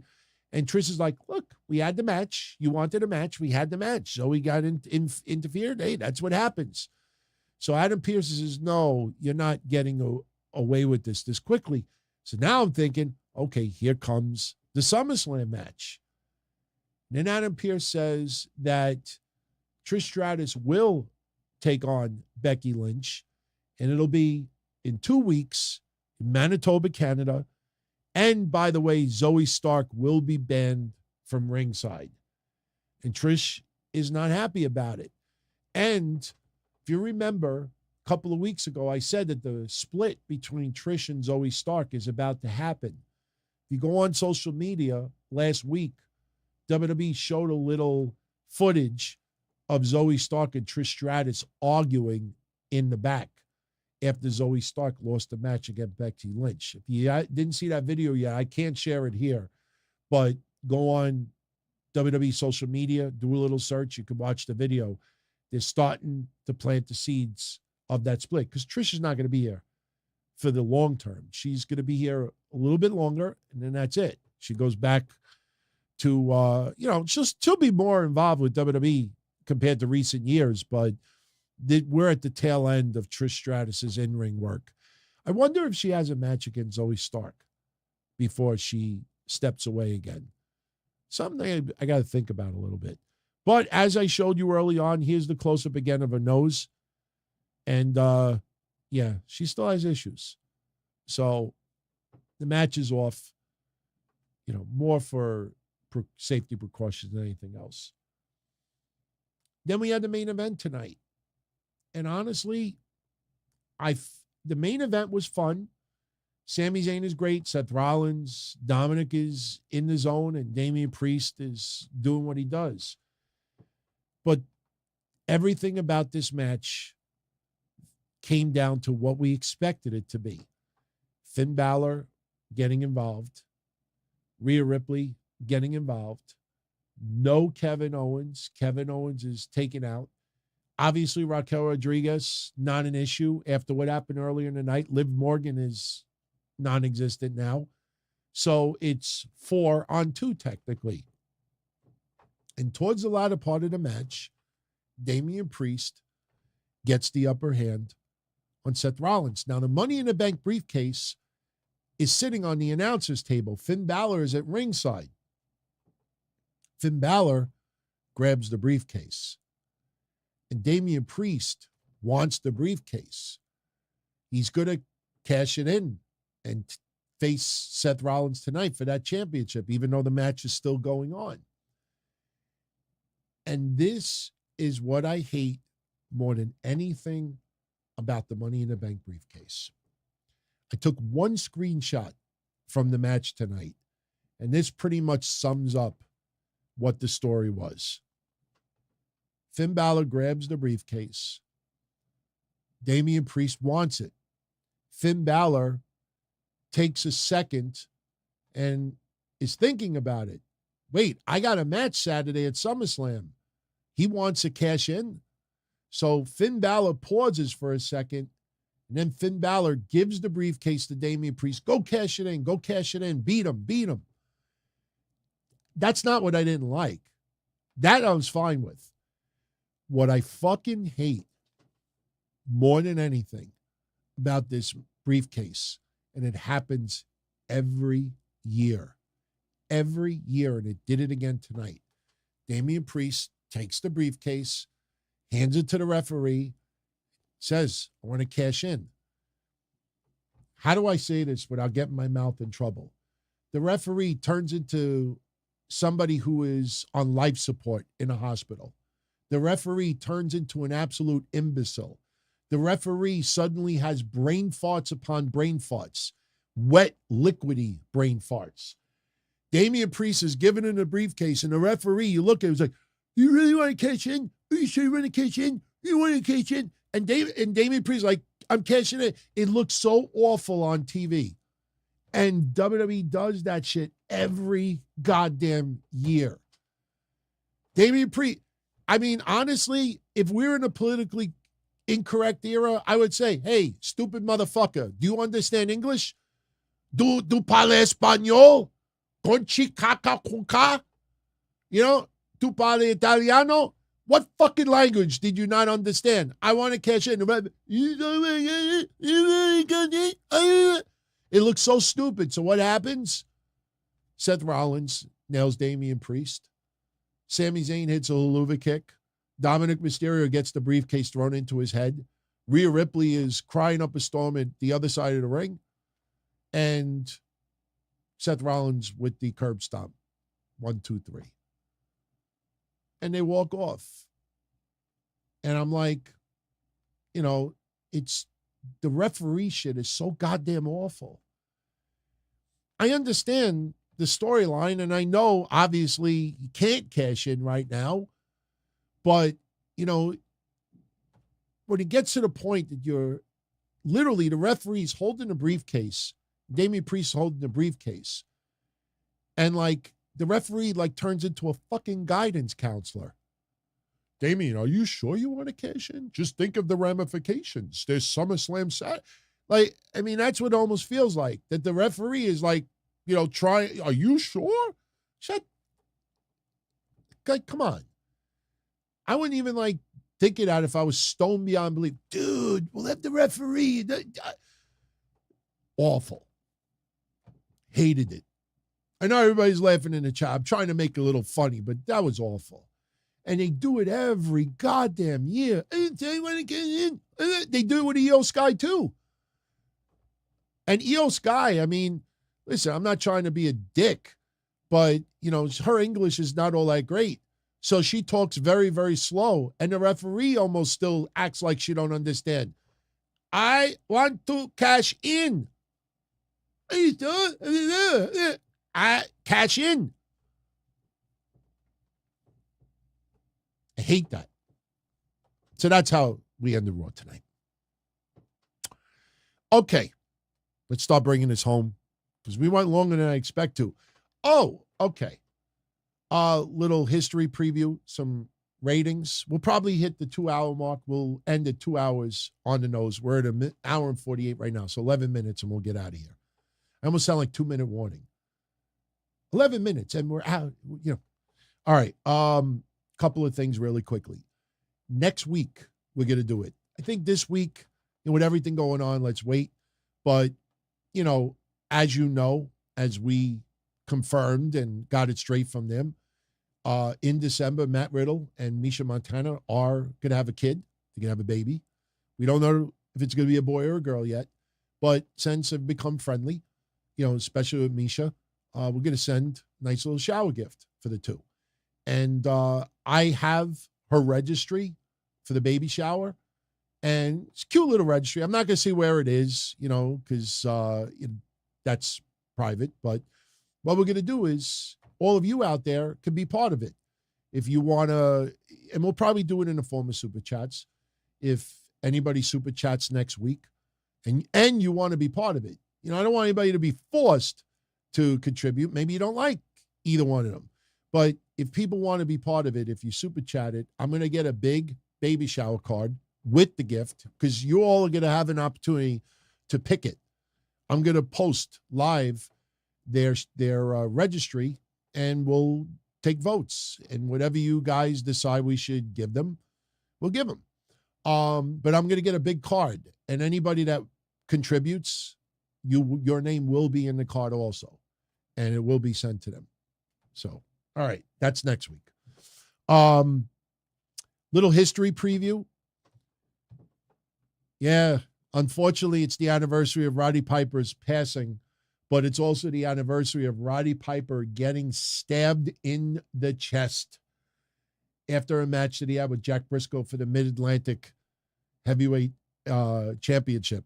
So that is a legit news article. We talk about it on the show. Plus, there's some rare promos from that.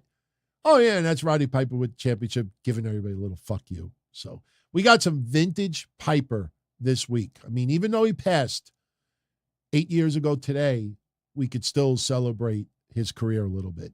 A couple other previews for this week in wrestling history. This is the anniversary. You remember when D-Generation X, they started spray painting everything at WWE headquarters green? A lot of people don't know, but there was a couple of 20-something-year-olds who got arrested for spray painting DX on government property. So we talk about that story, and that inspired WWE to put that giant vinyl lettering on the WWE headquarters that looked like spray paint. So I get into that whole story in case you never heard of it. It's a pretty cool story. Yeah, this week in history also, we learned that Vince McMahon loves cock. I know some people like, DT, what are you talking about? No, this kind of cock. This cock. Cock as in chickens, I guess. Cock. Like cockfighting, not that cock. WWE wouldn't show that on TV. So anyway, let's get back to it. Yeah, the Piper stab, Piper fuck you. There's the D-Generation X, and there's Vince. That's an epic picture, man. With him photoshopped on the baby. That is the thumbnail for this week's history show, by the way.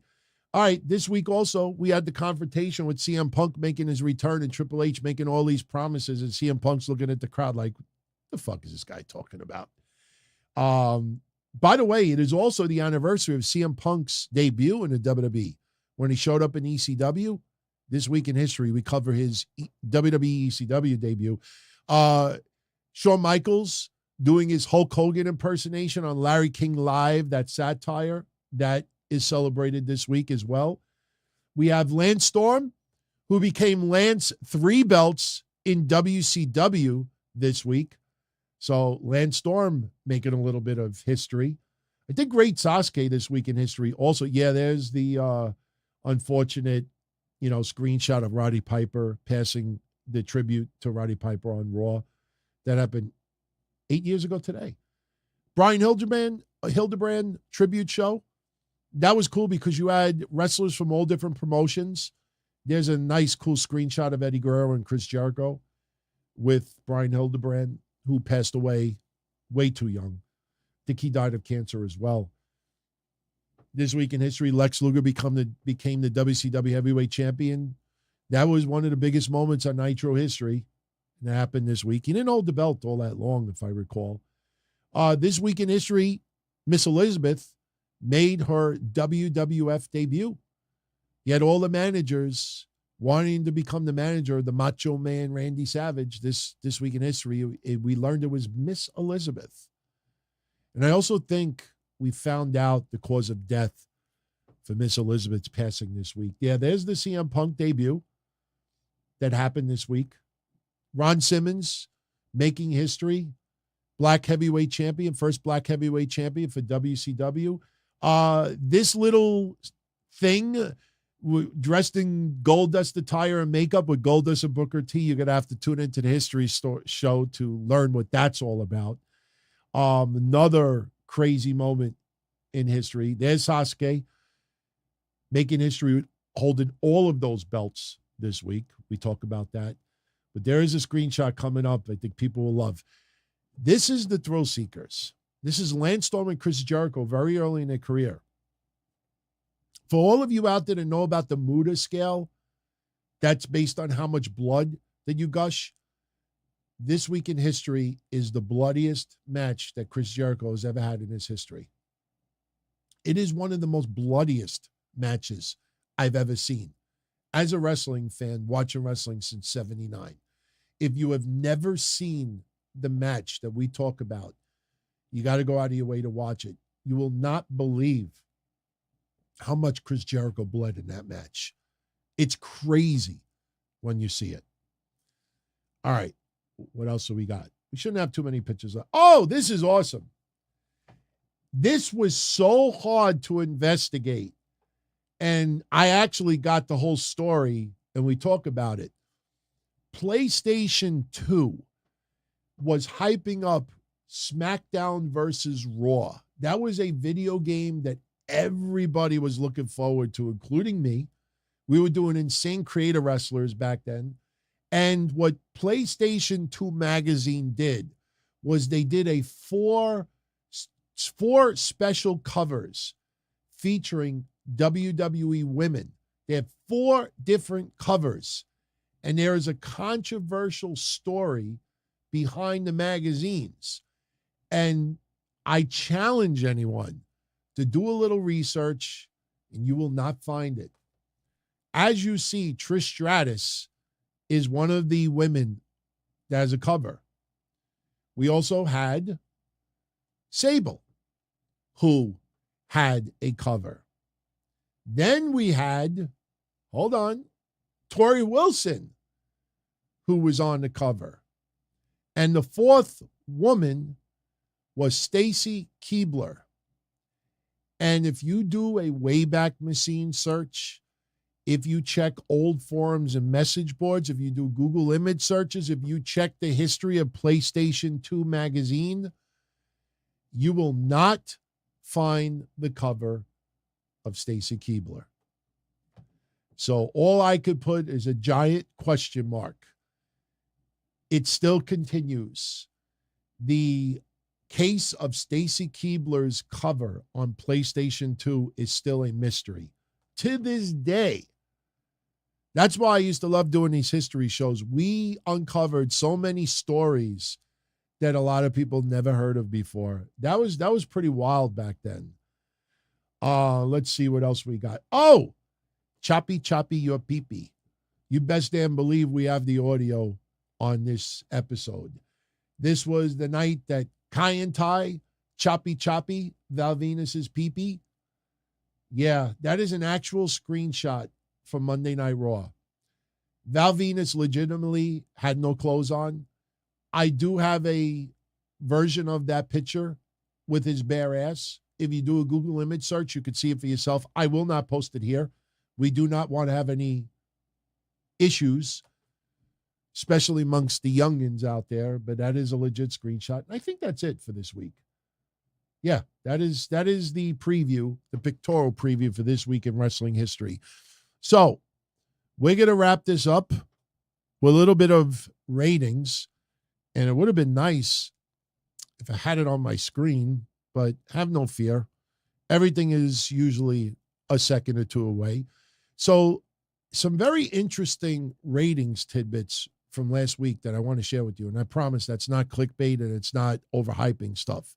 Where's my ratings? Here they are. Something that I'm starting to see about Rey Mysterio, which is pretty interesting. I'm going to share with you. First of all, Raw last week, 1,818,000, slightly down from the week prior's 1,855,000. The high point of last week, it continues, my friends. Dominic Mysterio versus Sami Zayn last week did 1,986,000. The low point of last week's Raw was Seth Rollins and Finn Balor's contract signing. That did 1,587,000. 400,000 viewer drop. NXT last week did 703,000, down from the week prior, 746. The high point of last week's NXT was, in fact, Dana Brooke versus Cora Jade in the kendo stick match. That did 759,000 viewers. The low point of last week, how many times have we said these two guys in the last 6 weeks? People don't believe it, but it's true. Carmelo Hayes and Trick Williams, they teamed up with Ilya to defeat the Schism last week. That was not like the ending of the show. That was the beginning, and only did 640. Dynamite last week did 898,000 viewers. That is down from the week prior's 953.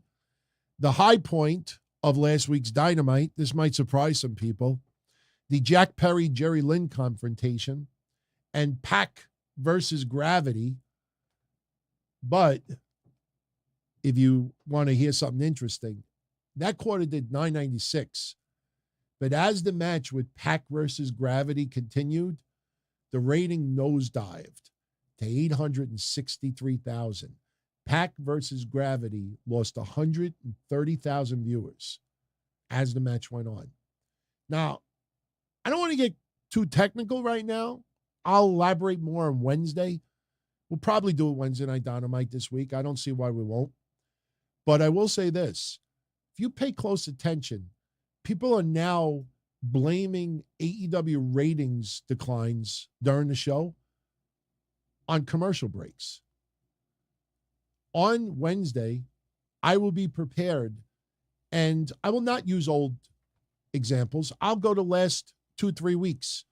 I will show you quarters where there was an ad break and the rating went up. Why are people now doing that? That's why what I say, people either gush or they make excuses for AEW. I don't know why the fuck people do that. And they get away with it because it's a popular thing to do. New Japan last week did 61,000 viewers, slightly down from the week prior, 63,000. Excellent news for Impact Wrestling. Impact Wrestling last week did 155,000 viewers, up from the week prior's 111.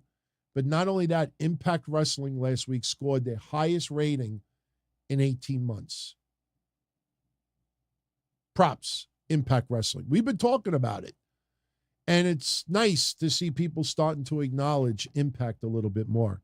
They're putting on decent shows. Rampage this past Friday did 325,000 viewers, down from the week prior's 415.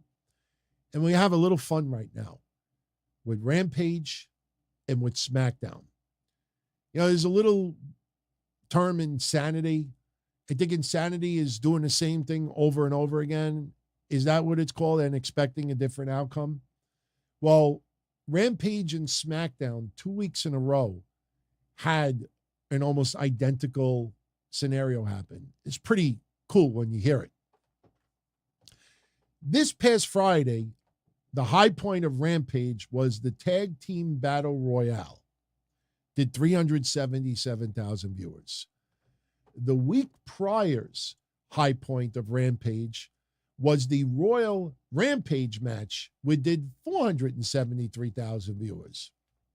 So 2 weeks in a row, you had like a Tag Team Battle Royale, Royal Rampage, that type of a match.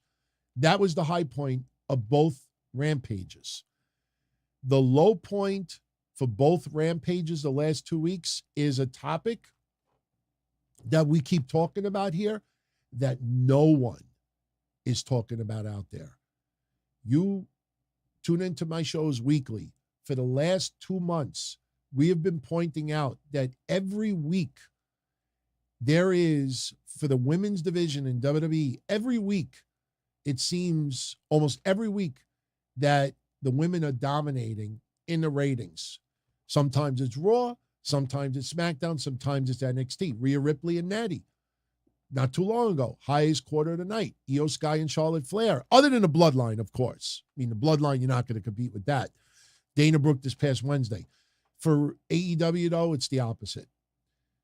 This past Friday, the low point of Rampage was Hikaru Shida and Nyla Rose. It only did 291,000 viewers. The week prior, the lowest point of Rampage, and remember, this is a 1 hour show. This is not like 3 hours and people get tired of it. The low point for the Rampage the week prior, another women's match.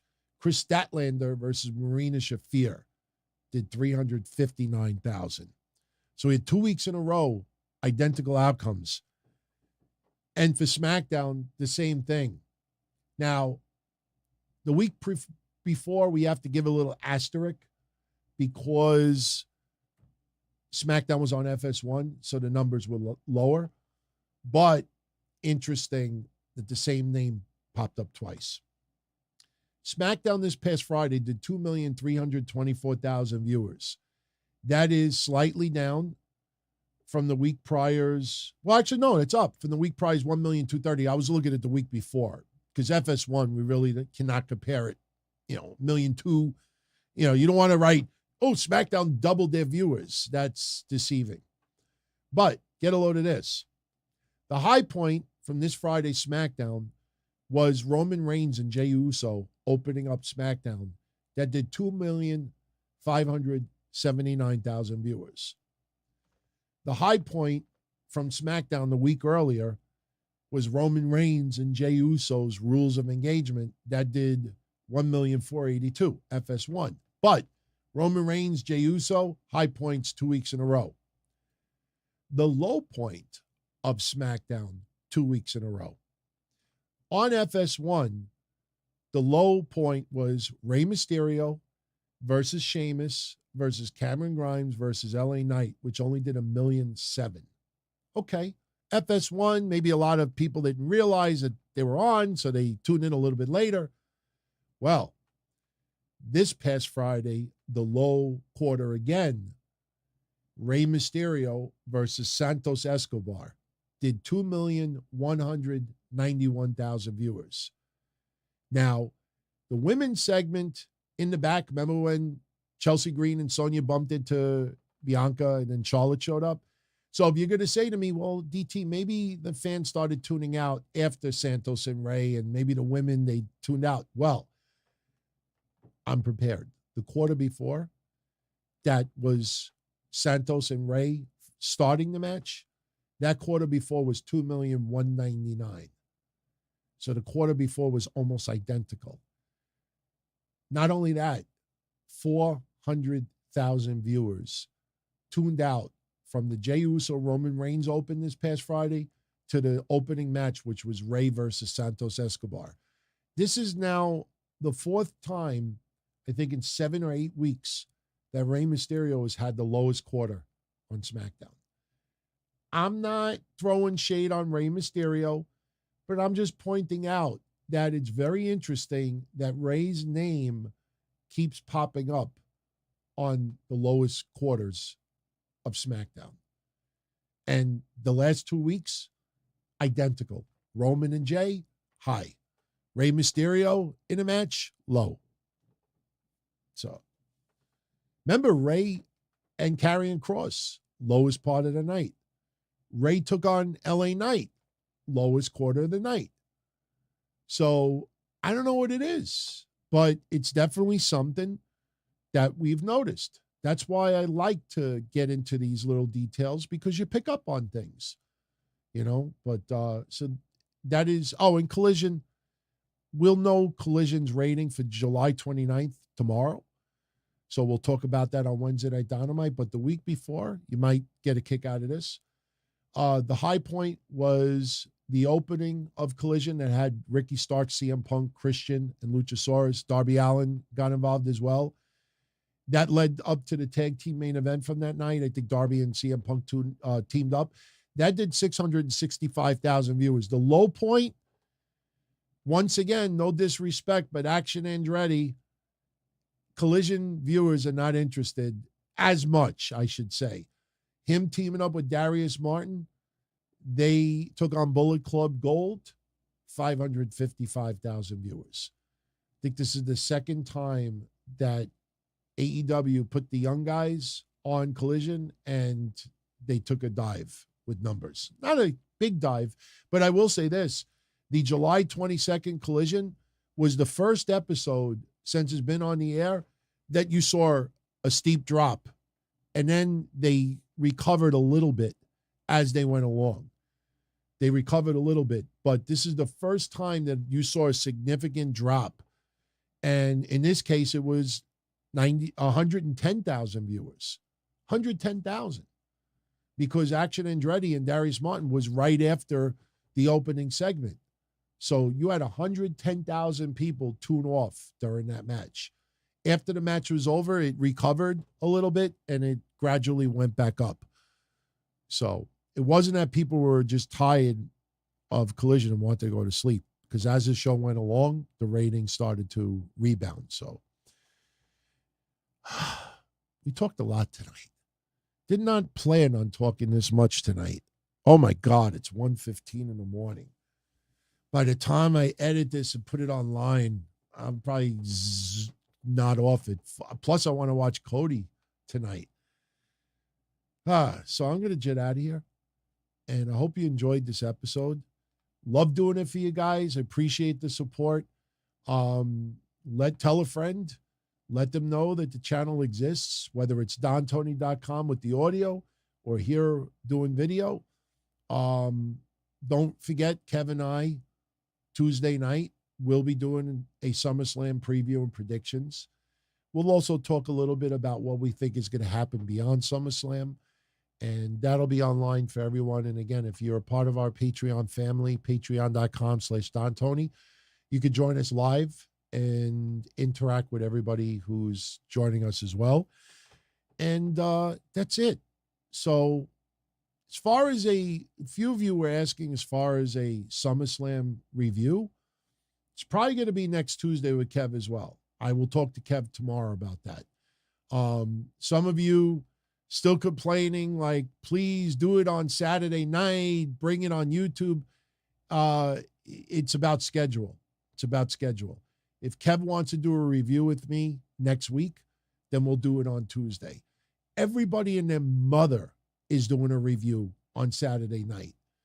And I'd rather, absorb the card, think about it, let things sink in, try to get a little additional research, see what transpires off of it, and honestly, a